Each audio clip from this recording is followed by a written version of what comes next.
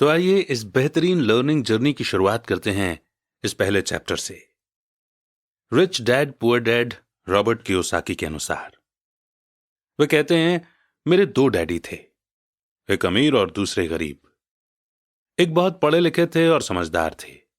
वे PhD थे और उन्होंने अपने 4 साल के अंडर ग्रेजुएट के काम को 2 साल से भी कम समय में कर लिया था। इसके बाद वे आगे पढ़ने के लिए Stanford university, university of Chicago और नॉर्थ वेस्टर्न यूनिवर्सिटी गए और ये सब उन्होंने पूरी तरह से स्कॉलरशिप के सहारे ही किया। मेरे दूसरे डैडी 8th क्लास से आगे नहीं पढ़े थे। दोनों ही अपने करियर में सक्सेसफुल थे। दोनों ने जिंदगी भर मेहनत की थी। दोनों ने ही काफी पैसा कमाया था, पर उनमें से एक पूरी जिंदगी पैसे के लिए परेशान होता रहा। दूसरा हवाई के सबसे अमीर लोगों में से एक बन गया। एक के मरने पर उसके परिवार, चर्च और जरूरतमंद को करोड़ों की दौलत मिली। दूसरा अपने पीछे कर्ज छोड़कर मरा। मेरे दोनों डैडी इरादे के पक्के, चमत्कारी और प्रभावशाली थे। दोनों ने मुझे सलाह दी, पर उनकी सलाह एक जैसी नहीं थी। दोनों ही एजुकेशन पर बहुत जोर देते थे, पर उनके द्वारा बताए गए पढ़ाई के सब्जेक्ट्स अलग अलग थे। अगर मेरे पास सिर्फ एक ही डैडी होते तो मैं या तो उनकी सलाह मान लेता या फिर उसे ठुकरा देता। क्योंकि सलाह देने वाले दो थे, इसलिए मेरे पास दो बिल्कुल अलग अलग विचार होते थे, एक अमीर आदमी का और दूसरा गरीब आदमी का।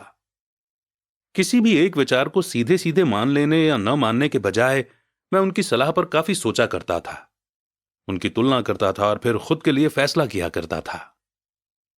समस्या यह थी कि अमीर डैडी अभी अमीर नहीं थे और गरीब डैडी अभी गरीब नहीं थे। दोनों ही अपना करियर शुरू कर रहे थे और दोनों ही दौलत और परिवार के लिए मेहनत कर रहे थे। क्या आप भी लेना चाहते हैं ये 4000 का जूता सिर्फ 200 में, और भी बहुत सारी Amazon, फ्लिपकार्ट की लूट डील की जानकारी? तो अभी डिस्क्रिप्शन में दिए गए लिंक से हमारे टेलीग्राम चैनल को ज्वाइन करें। पर पैसे के बारे में दोनों के विचार और नजरिए एकदम अलग थे। एग्जाम्पल के तौर पर एक डैडी कहते थे कि पैसे का मोह ही सभी बुराइयों की जड़ है, जबकि दूसरे डैडी कहा करते थे पैसे की कमी ही सभी बुराइयों की जड़ है। जब मैं छोटा था तो मुझे दोनों डैडियों की अलग अलग सलाह से दिक्कत होती थी। एक अच्छा बच्चा होने के नाते मैं दोनों की बातें सुनना चाहता था। परेशानी यह थी कि दोनों एक जैसी बातें नहीं कहते थे। उनके विचारों में जमीन आसमान का फर्क था, खासकर पैसे के मामले में। मैं काफी लंबे समय तक यह सोचा करता कि उनमें से किसने क्या कहा और क्यों कहा और उसका नतीजा क्या होगा। मेरा बहुत सा समय सोच विचार में ही गुजर जाता था। मैं खुद से बार बार इस तरह के सवाल पूछा करता, उन्होंने ऐसा क्यों कहा? और फिर दूसरे डैडी की कही हुई बातों के बारे में भी इस तरह के सवाल पूछता। काश मैं ये बोल सकता कि हां वे बिल्कुल सही हैं, मैं उनकी बातों से पूरी तरह से सहमत हूं, या ये कहकर मैं सीधे उनकी बात ठुकरा सकता था, बुढ़े को यह नहीं पता कि वो क्या कह रहा है। अब क्योंकि दोनों ही मुझे प्यारे थे, इसलिए मुझे खुद के लिए सोचने पर मजबूर होना पड़ा। इस तरह सोचना मेरी आदत बन गई, जो आगे चलकर मेरे लिए बहुत फायदेमंद साबित हुई। अगर मैं एक ही तरह से सोच पाता तो यह मेरे लिए इतना फायदेमंद नहीं होता। पैसों का सब्जेक्ट स्कूल में नहीं बल्कि घर पर पढ़ाया जाता है। शायद इसीलिए अमीर लोग और ज्यादा अमीर होते जाते हैं, जबकि गरीब और ज्यादा गरीब होते जाते हैं, और मिडिल क्लास कर्ज में डूबा रहता है। हम में से ज्यादातर लोग पैसे के बारे में अपने माता पिता से सीखते हैं। कोई गरीब पिता अपने बच्चों को पैसे के बारे में क्या सिखा सकता है? वो सिर्फ इतना ही कह सकता है कि स्कूल जाओ और मेहनत से पढ़ो। हो सकता है वो बच्चा अच्छे नंबरों से कॉलेज की पढ़ाई पूरी कर ले, फिर भी पैसे के मामले में उसकी मानसिकता और उसके सोचने का ढंग एक गरीब आदमी जैसा ही बना रहेगा। ये सब उसने तब सीखा था जब वो छोटा बच्चा था। पैसों का टॉपिक स्कूलों में नहीं पढ़ाया जाता। स्कूलों में एकेडमिक और प्रोफेशनल स्किल्स पर जोर दिया जाता है, न कि पैसों से जुड़े स्किल पर। इससे यह साफ हो जाता है कि जिन स्मार्ट बैंकर्स, डॉक्टर्स और अकाउंटेंट्स के स्कूल में अच्छे नंबर आते हैं, वे जिंदगी भर पैसे के लिए संघर्ष क्यों करते हैं। हमारे देश पर जो भारी कर्ज लदा हुआ है, वो भी काफी हद तक उन बेहद पढ़े लिखे राजनेताओं और गवर्नमेंट ऑफिसर्स के कारण हुआ है, जो इकोनॉमिक पॉलिसी बनाते हैं। और मजे की बात यह है कि वो पैसों के बारे में बहुत कम जानते हैं। मैं अक्सर नई सदी में आने वाली समस्याओं के बारे में सोचता हूं। तब क्या होगा जब हमारे पास ऐसे करोड़ों लोग होंगे जिन्हें फाइनेंशियल और मेडिकल हेल्प की जरूरत होगी। पैसों से जुड़ी मदद के लिए या तो वे अपने परिवारों पर या फिर गवर्नमेंट पर निर्भर होंगे। क्या होगा जब मेडिकेयर और सोशल सिक्योरिटी के पास का पैसा खत्म हो जाएगा? किस तरह कोई देश तरक्की कर पाएगा अगर पैसे के बारे में पढ़ाई की जिम्मेदारी माता पिता के ऊपर छोड़ दी जाएगी, जिनमें से ज्यादातर गरीब हैं या गरीब होंगे? क्योंकि मेरे पास दो प्रभावशाली डैडी थे, इसलिए मैंने दोनों से ही सीखा। मुझे दोनों की सलाह पर सोचना पड़ता था। इस तरह से सोचते सोचते मैंने यह भी जान लिया कि किसी इंसान के विचार उसकी जिंदगी पर कितना जबरदस्त असर डाल सकते हैं। एग्जाम्पल के तौर पर एक डैडी को यह कहने की आदत थी, मैं इसे नहीं खरीद सकता। दूसरे डैडी इन शब्दों के इस्तेमाल से चिढ़ते थे। वे जोर देकर कहा करते थे कि मुझे इसके बजाय यह कहना चाहिए कि मैं इसे कैसे खरीद सकता हूं। पहला सेंटेंस नेगेटिव है और दूसरा सवाल उठाने वाला। तो पहले में बात खत्म हो जाती है और दूसरे में आप सोचने के लिए मजबूर हो जाते हैं। मेरे जल्द ही अमीर बनने वाले डैडी ने मुझे समझाया कि जब हम कहते हैं कि मैं इसे नहीं खरीद सकता, तो हमारा दिमाग काम करना बंद कर देता है। इसके बजाय जब हम ये सवाल पूछते हैं कि मैं इसे कैसे खरीद सकता हूं, तो हमारा दिमाग काम करने लगता है। उनका यह मतलब नहीं था कि आपका जिस चीज पर दिल आ जाए उसे खरीद ही लें। वे लगभग दीवानगी की हद तक अपने दिमाग को कसरत करवाना चाहते थे, क्योंकि उनके ख्याल से दिमाग दुनिया का सबसे ताकतवर कंप्यूटर है। मेरा दिमाग हर रोज तेज होता जाता है क्योंकि मैं इसकी कसरत करता रहता हूं। यह जितना तेज होता जाता है, मैं इसकी मदद से उतना ही ज्यादा पैसा कमा सकता हूं। उनका मानना था कि यह कहना कि मैं इसे नहीं खरीद सकता दिमागी आलस की पहचान है। हालांकि दोनों ही डैडी अपने काम में कड़ी मेहनत करते थे, पर मैंने देखा कि पैसे के मामले में एक डैडी की आदत यह थी कि वे अपने दिमाग को सुला देते थे और दूसरे डैडी अपने दिमाग की लगातार कसरत करवाते रहते थे। और इसका लॉन्ग टर्म नतीजा यह हुआ कि एक डैडी फाइनेंशियल रूप से बहुत अमीर होते चले गए, जबकि दूसरे डैडी लगातार कमजोर होते गए। इसे इस तरह से समझें कि एक इंसान हर रोज एक्सरसाइज करने के लिए जिम जाता है, जबकि दूसरा इंसान अपने सोफे पर बैठकर टीवी देखता रहता है। शरीर की सही एक्सरसाइज से आप ज्यादा हेल्दी हो सकते हैं और दिमाग की सही एक्सरसाइज से आप ज्यादा अमीर हो सकते हैं। आलस से सेहत और पैसा दोनों का नुकसान होता है। मेरे दोनों डैडियों की मेंटालिटी में जमीन आसमान का फर्क था। पुअर डैडी की सोच थी कि अमीरों को ज्यादा टैक्स देना चाहिए ताकि बेचारे गरीबों को ज्यादा फायदा मिल सके, जबकि अमीर डैडी कहते थे कि टैक्स उन लोगों को सजा देता है जो कुछ प्रोड्यूस करते हैं और उन लोगों को इनाम देता है जो प्रोड्यूस नहीं करते। पुअर डैडी सिखाते थे कि मेहनत से पढ़ो ताकि तुम्हें किसी अच्छी कंपनी में जॉब मिल जाए, जबकि अमीर डैडी की सीख ये थी कि मेहनत से पढ़ो ताकि तुम्हें किसी अच्छी कंपनी को खरीदने का मौका मिल जाए। पुअर डैडी कहते थे, मैं इसलिए अमीर नहीं हूं क्योंकि मुझे तुम बच्चों को पालना पड़ता है। अमीर डैडी कहते थे, मुझे इसलिए अमीर बनना है क्योंकि मुझे तुम बच्चों को अच्छे से पालना है। अमीर डैडी डिनर के टेबल पर पैसे और बिजनेस के बारे में बात करने के लिए हमेशा एनकरेज करते थे। पुअर डैडी खाना खाते समय पैसों की बातें करने के लिए मना करते थे।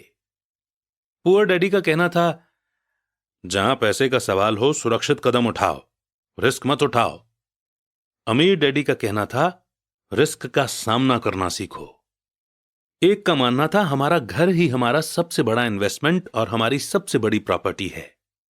दूसरे का मानना था, मेरा घर मेरी जिम्मेदारी है और अगर आपका घर आपकी नजरों में आपका सबसे बड़ा इन्वेस्टमेंट है तो आप गलत हैं। दोनों ही डैडी अपने बिल समय पर चुकाते थे, पर उनमें से एक सबसे पहले अपने बिल चुकाते जबकि दूसरे सबसे आखिर में। एक डैडी का यह मानना था कि कंपनी या गवर्नमेंट को आपका ध्यान रखना चाहिए और आपकी जरूरतों को पूरा करना चाहिए। वे हमेशा सैलरी में बढ़ोतरी, रिटायरमेंट प्लान, मेडिकल बेनिफिट, बीमारी की छुट्टी, छुट्टियों के दिन और बाकी फैसिलिटी के बारे में चिंतित रहते थे।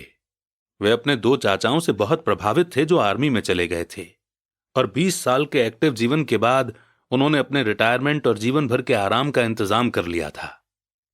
वे मेडिकल बेनिफिट के विचार को पसंद करते थे और आर्मी द्वारा अपने रिटायर्ड एम्प्लॉयज को दी जा रही सुविधाओं की भी तारीफ करते थे।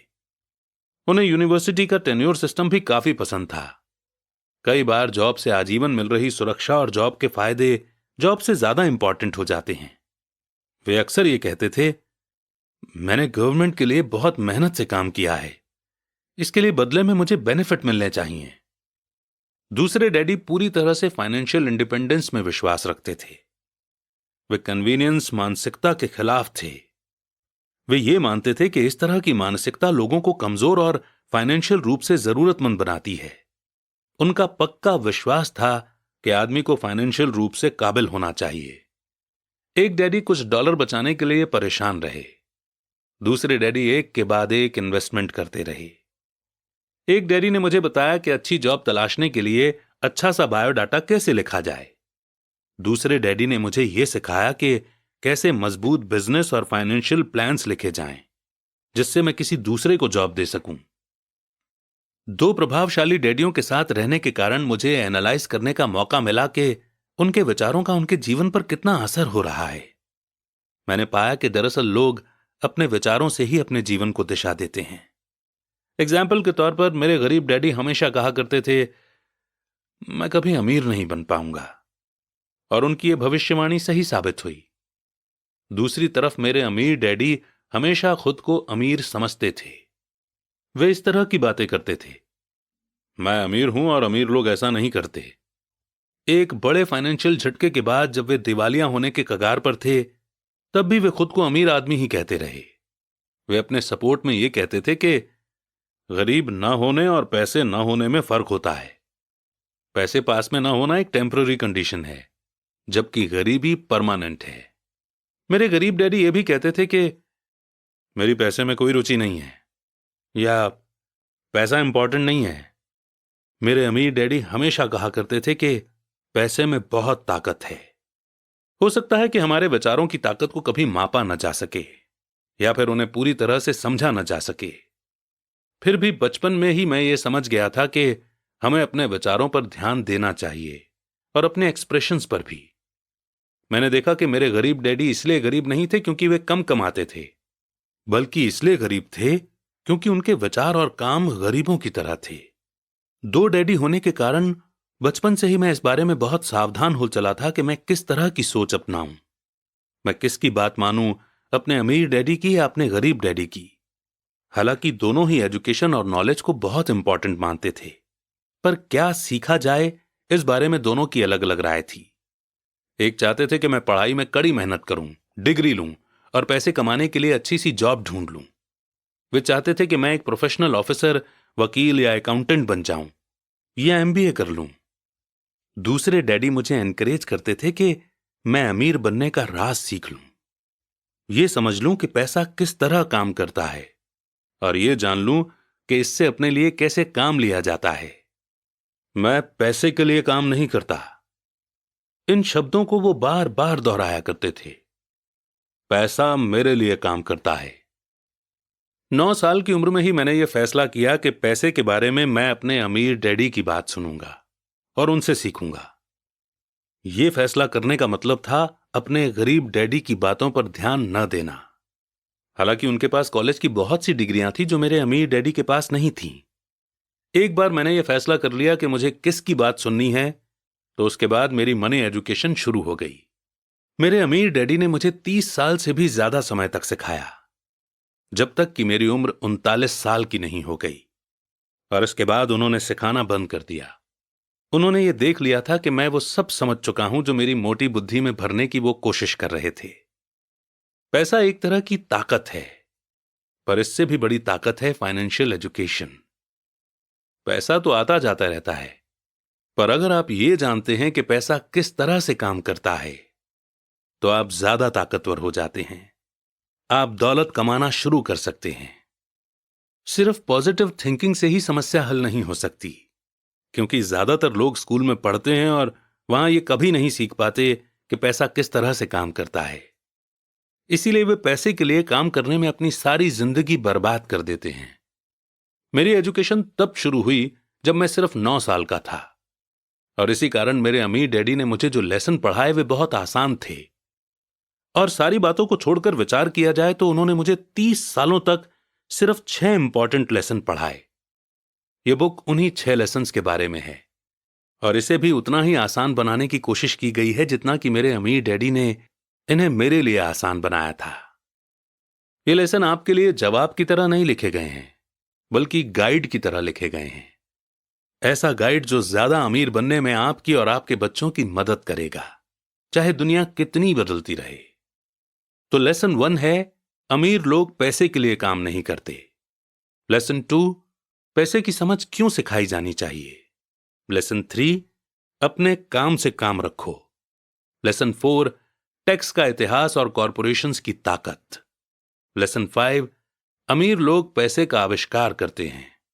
लेसन 6, सीखने के लिए काम करें, पैसे के लिए काम न करें।